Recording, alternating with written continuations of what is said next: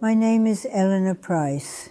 I'm 72 years old, and lately I've been waking up with the weight of all the days I didn't notice while they were happening.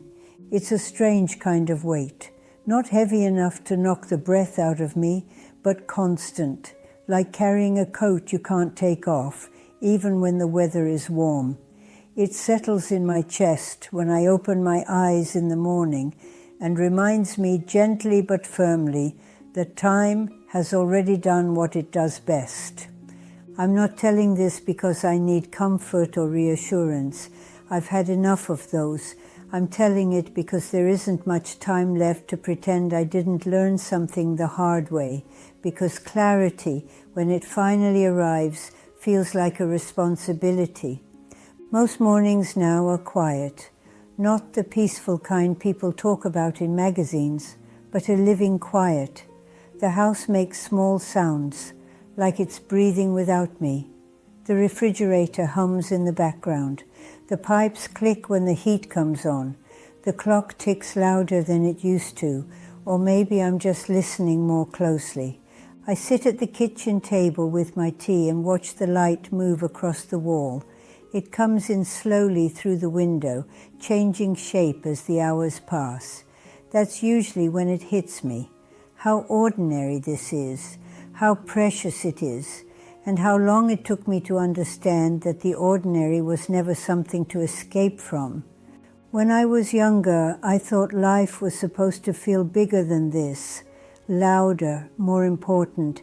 I thought meaning arrived in obvious moments, promotions, milestones, celebrations, crises. I believed the quiet parts were something to endure so I could get to the real moments waiting somewhere ahead. Now I know the quiet parts were the real moments.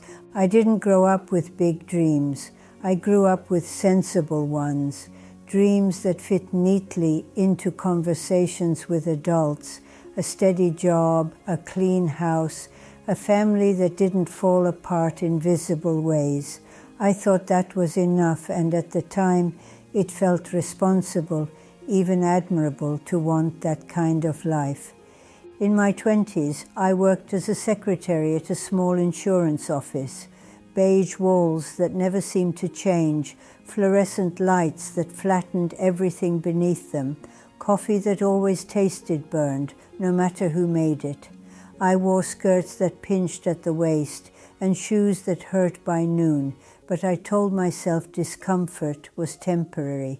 Every day felt like practice for something else, something I assumed would arrive eventually and justify the repetition. I married Robert when I was 26. He was kind and predictable and never raised his voice. He remembered to pay bills on time. He liked routine. We talked about money carefully and argued politely. That felt like love to me back then. Safety, stability, the absence of chaos. We moved into a modest house with yellow siding. It had a narrow kitchen and a backyard that flooded when it rained. I remember standing there with him the first night, eating takeout on the floor, our backs against the wall, boxes still unopened. I remember thinking, this is the beginning. I didn't realize beginnings don't announce when they're ending. Our days settled into routines almost without us noticing. Work, dinner, dishes, television. Weekends were for errands and lawn care and telling ourselves we deserved rest we didn't quite know how to take. We told ourselves we were building something. And we were in a way. We just didn't notice what we were trading to do it. When our daughter Anne was born, everything became about schedules, feeding times, nap times, doctor appointments, bills. I loved her, but I was tired in a way that made love feel like another task to complete correctly. I measured my days in efficiency instead of presence. I told myself I would be more present later, when work slowed down, when things felt less overwhelming. I thought presence was something you earned after you handled your responsibilities properly. So I miss little things, not in dramatic ways that make for stories, just enough to matter. I was late picking her up from school more than once. I brushed off her stories because my mind was already planning dinner. I told her, "Not now," so many times it became automatic, like punctuation in my sentences. She didn't complain, she adjusted. Robert worked longer hours as the years went on. Promotions came, but so did distance. We stopped asking each other how our days were and started exchanging information instead. Who needed to be where? What needed to be paid? What still hadn't been done? Sometimes I'd notice how quiet the house felt, even when we were both home, sitting in separate rooms, living parallel lives. I'd think about saying something, about asking him if he felt it too. Then I'd tell myself it wasn't important, that it was just a phase, that real problems were louder, more urgent. That's the thing I didn't understand. The damage was quiet. It wasn't one argument that broke us. It was thousands of evenings where we sat side by side and chose not to speak. It was assuming there would be time later to reconnect, to repair, to notice each other again. Later is a dangerous word. Anne grew up. She became independent in a way that made me proud and uneasy at the same time. She stopped needing me in obvious ways. I told myself that meant I had done my job well. But sometimes I wonder if she learned not to need me because I taught her I was busy. I missed a school play once. I had a deadline. She said it was fine. I believed her because it was easier than questioning myself, easier than sitting with the possibility that I had failed in a way I couldn't fix. Years pass quickly when you aren't looking at them directly.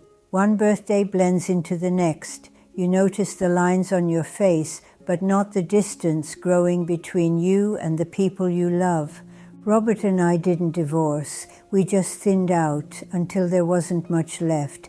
When he got sick, it felt sudden, even though it probably wasn't. Cancer has a way of cutting through all the noise. Hospital rooms are honest places. There's no room for pretending you'll get around to things someday. He apologized one night for not being around enough. I told him it wasn't his fault. I meant it. I also knew it wasn't the whole truth. After he died, the house felt larger, empty in a way that wasn't dramatic, just constant. I kept expecting the phone to ring or the door to open. It didn't. Anne lives a few states away now. She calls when she can. We talk about practical things, work, weather, health. There are long pauses we don't comment on. Sometimes I want to ask her if she remembers those years the way I do. Sometimes I'm afraid of the answer. I don't blame her for the distance. I helped create it. The turning point didn't come with fireworks or revelations. It came one afternoon when I found an old calendar in a drawer. I don't know why I kept it. I flipped through it and saw notes written in my younger handwriting, meetings, appointments, deadlines, reminders, very few names, almost no joy written down. That's when it hit me. These were the days I rushed through, the ones I thought were placeholders. They were my life. There are things I can't fix now, conversations that won't happen, apologies that don't matter anymore, moments that exist only in memory, and memory fades. What's left is a strange mix of gratitude and sorrow. I had a life. I have memories, but I also have the knowledge that I was often elsewhere while living it. People talk about regret like it's dramatic, like it's loud and sharp. Mine is quiet. It shows up in the morning light, in the empty chair across from me, in the instinct to check the time, even when there's nowhere I need to be. If you're listening to this and you're younger than me, I don't want to tell you what to do. I don't know your life. I only know mine. I know that I kept waiting for a future version of myself who would slow down and pay attention. She never arrived. It was always just me, making the same choices, assuming time was generous. Ordinary days don't announce their importance. They don't feel special while you're in them. That's what makes them easy to miss. If you have someone who talks to you about small things, listen. If your life feels repetitive and dull, be careful. That might be where everything important is happening. I still have days left, fewer than I once did, but enough to notice. I try now, I really do. I sit with my tea, I watch the light. I let myself feel the weight and the warmth of being here. It's not redemption, it's acceptance. If this meant something to you, you don't need to say anything. Just remember it the next time you think about rushing through a day. I'm Eleanor. I'm 72, and if I've learned anything at all, it's that the days you barely notice are the ones you miss the most when they're gone.